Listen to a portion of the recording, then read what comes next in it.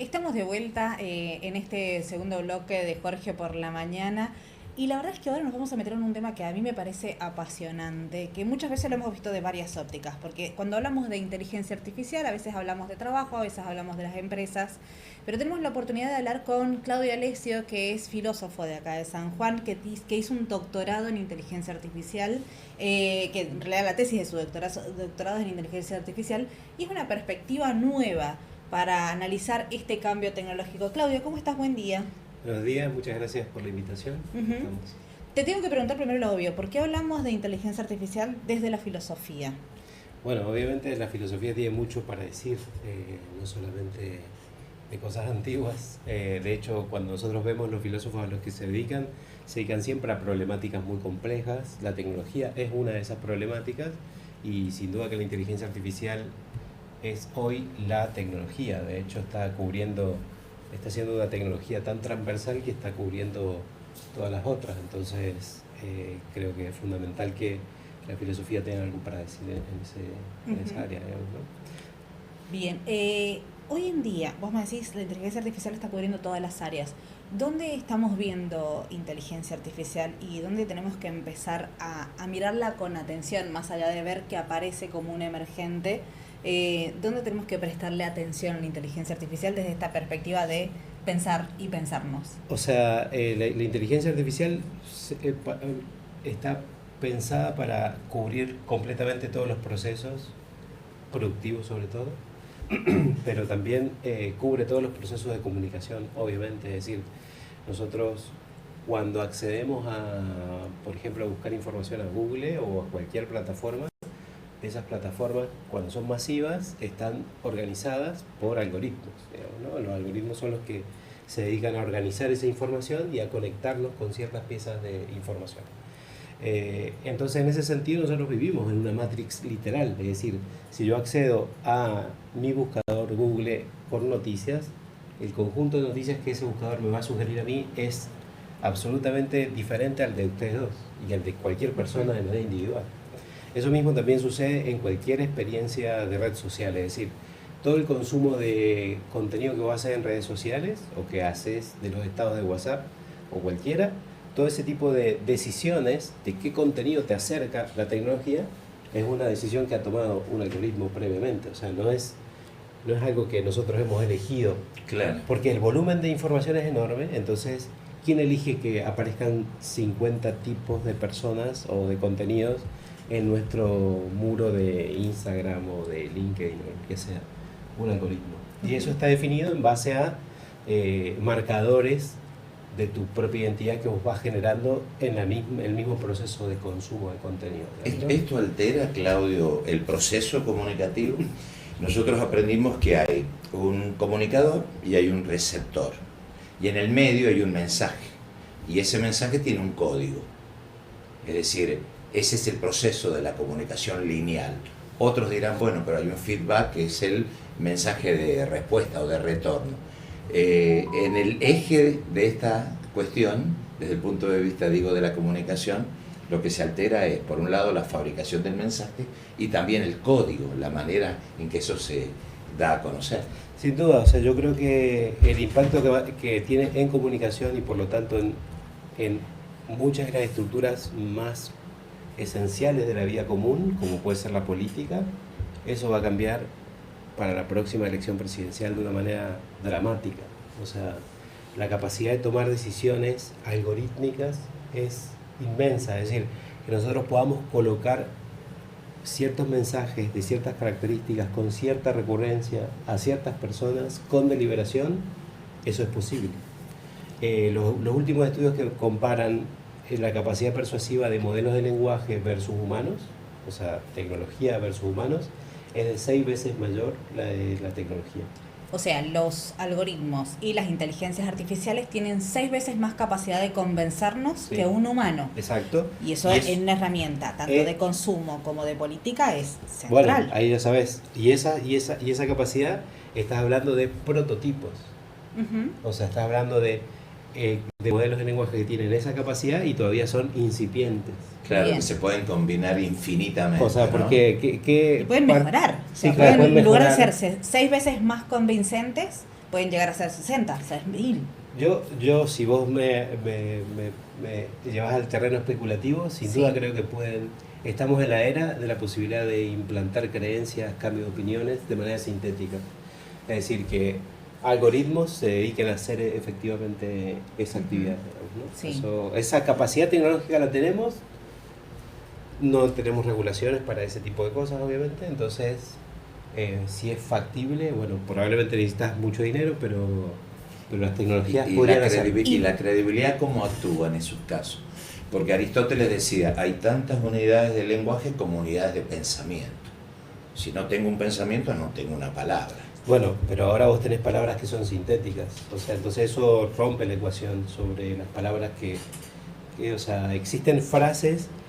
Vos pensás que tenemos una máquina, como en la biblioteca de Borges, del libro de Borges, la biblioteca de Babilonia, de Babel, perdón, que tenés una máquina que te puede escribir todas las palabras posibles, todas las que fueron dichas, todas las que son dichas y todas las que pueden ser dichas en el futuro. Porque es una máquina que en el fondo puede escribir cualquier fragmento de texto, ¿cierto? En términos teóricos es eso, tenés esa capacidad. Entonces, eso hace que vos digas, bueno, todo lo que nosotros entendíamos sobre las relaciones con el lenguaje son muy distintas. Mirá lo que ha pasado en Albania. El gobierno de Albania le ha reclamado a Deloitte, que es una consultora internacional muy importante, la devolución de $440.000 porque los informes que realizaron habían sido hechos con ChatGPT y tenían datos imprecisos y se dieron cuenta por eso. Entonces quiero remarcar eso, es decir, que pudieron darse cuenta de que el informe había sido hecho de manera sintética porque los datos no coincidían, pero cuando los datos coinciden simplemente no hay manera de que vos puedas registrar. Exactamente. En algún momento charlamos, Claudio, que la inteligencia artificial no es tan inteligente como parece y eso es un riesgo para nosotros que interactuamos con ellas. ¿Podrías explicarnos por qué sucede esto? Bueno, claro, o sea, eso tiene que ver con las implicaciones sociales.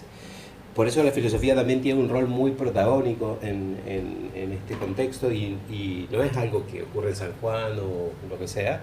Las empresas de tecnología también tienen dentro de sus equipos de investigación personas que se dedican a la investigación básica y están atendiendo a este problema porque es el problema que si no lo resuelven a mediano plazo va a generar una desilusión muy grande de la tecnología en realidad. Y por otra parte hay alguna amenaza en cuanto a la pérdida de trabajo, es decir, cómo algunas empresas han ingresado en abreviar procesos eliminando trabajadores. Bueno, eso ha sido muy acelerado, o sea, hay un marco que nosotros tenemos que usar para pensar los procesos o los ciclos de innovaciones que son importantes a la hora de tomar decisiones. El marco de ciclos de innovación dice que siempre en un proceso de generación de nuevas tecnologías hay una etapa que se llama etapa de fermentación, donde ocurren muchas innovaciones disruptivas en simultáneo.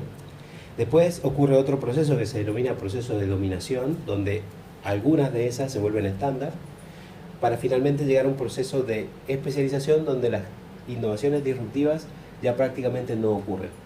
Pensemos en la televisión, por ejemplo. En una época eso fue de mucha disrupción, luego se volvió estándar y no habían nuevas cosas, sino que se mejoraba el tipo de señal, se mejoraba el tipo de cámara, el sonido, etcétera, pero son mejoras incrementales.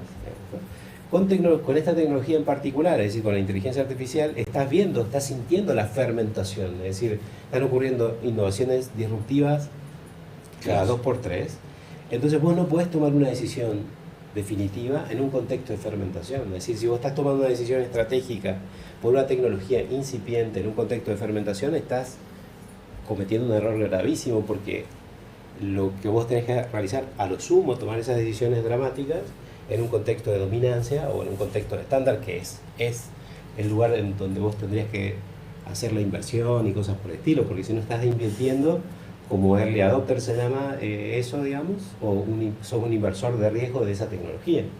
Entonces, ese tipo de cosas son importantes saber, digamos, es decir, hoy, aunque parezca poderosa, aunque tenga capacidad persuasiva, esta tecnología es incipiente.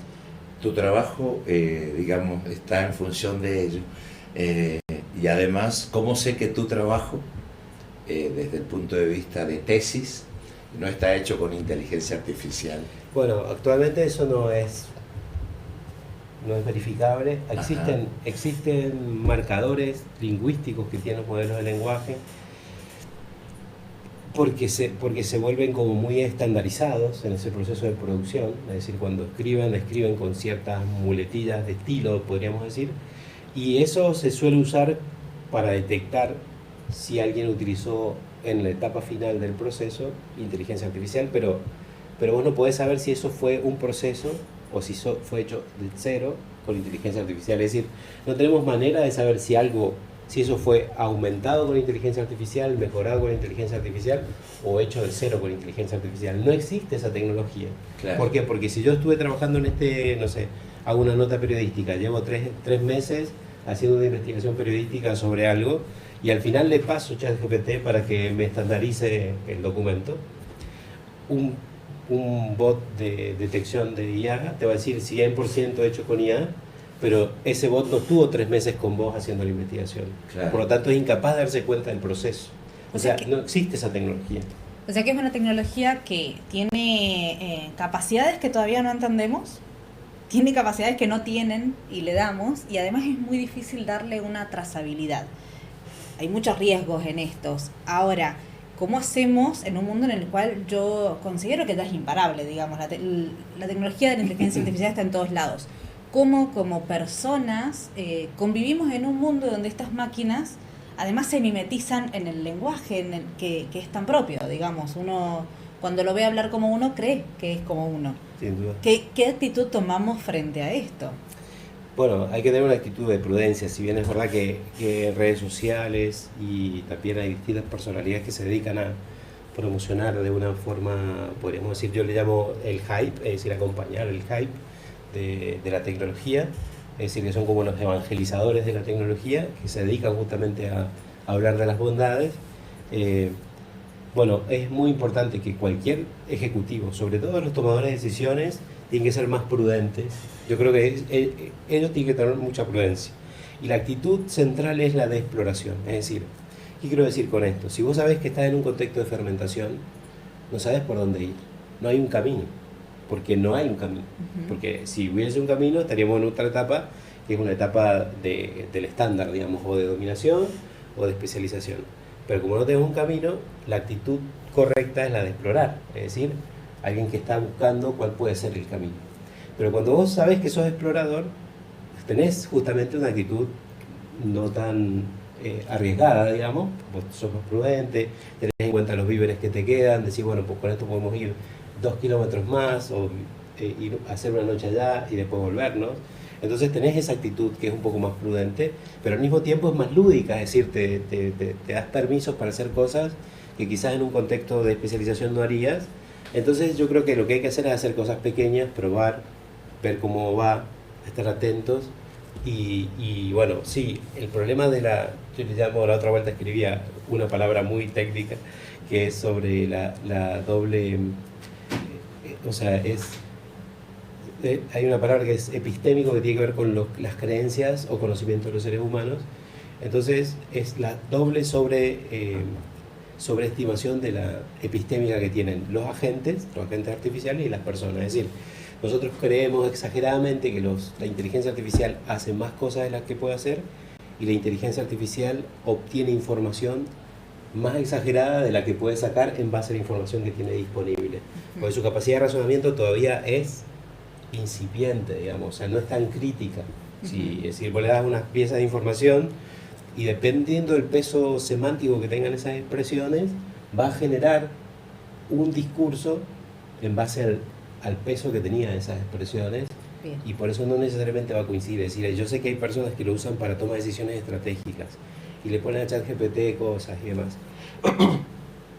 Bueno, con eso, luz roja, o sea, claro, puedes explorarlo, ver, te puede hacer sentido alguna cosa, pero después verificar, yo le llamo triangulación metodológica, es decir, esto que te está entregando la inteligencia artificial también tenés otra fuente de información que te dice más o menos lo mismo. Ujú. Y ahí sí, entonces esos serían como los warnings que a mí me gustaría Y compartir. está el tema de quienes no toman decisiones estratégicas económicas, pero sí hablan como si fuera un amigo. Eso también es un riesgo, ¿no? Sin duda, o sea, están surgiendo los últimos trabajos en investigación sobre amistad con estos sistemas, lo cual es un contrasentido porque la amistad se basa en el cuidado mutuo, digamos, entonces esta tecnología no te cuida y vos tampoco la cuidas, o sea, es una ficción de Ujú. relacionamiento. Sin embargo, o a pesar de eso, hay personas que efectivamente mantienen relaciones afectivas con modelos de lenguaje, y hace poquito salió una noticia de una persona que había estado chateando con un bot de Facebook que no sabía que era, no se había dado cuenta esa persona, entonces iba a encontrarse físicamente con esa persona y tiene un accidente y muere. Pero digo, o sea, y pensar que hay personas que todavía no son capaces de darse cuenta que están frente a una tecnología.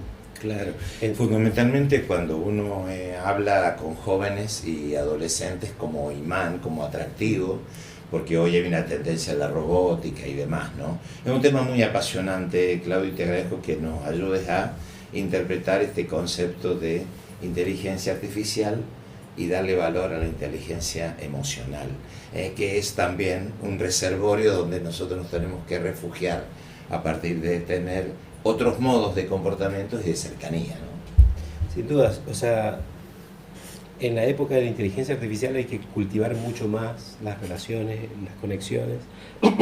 O sea, aunque vos puedas hacer muchas cosas con inteligencia artificial, no quiere decir que puedas hacer todas las cosas con la inteligencia artificial. Sobre todo, el mundo tiene fricciones que nosotros las conocemos, porque vivimos en el mundo.